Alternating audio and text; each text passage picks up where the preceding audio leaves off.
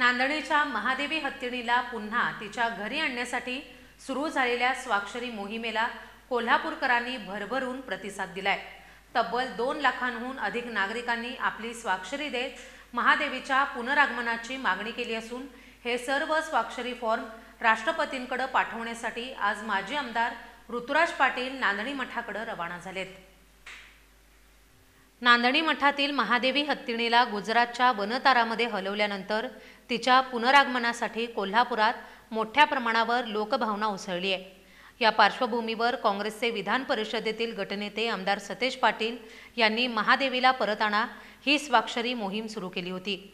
फक्त 2 दिवसात या मोहिमेला भरघोस प्रतिसाद मिळाला असून 2,04,421 नागरिकांनी स्वाक्षऱ्या करून महादेवी हत्तीणीला पुन्हा नांदणी मठात परत आणण्याची मागणी केली आहे। आज सकाळी या सर्व स्वाक्षरी फॉर्मचं पूजन नांदणी मठाचे महास्वामीजी यांच्या हस्ते करण्यात आलं।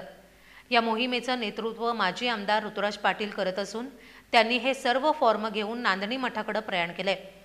आज दुपारी 1 वाजता कोल्हापूरमधील रमणमळा पोस्ट ऑफिस इथून हे सर्व फॉर्म राष्ट्रपती महामहिम श्रीमती द्रौपदी मुर्मू यांच्याकडे पाठवण्यात आलेत।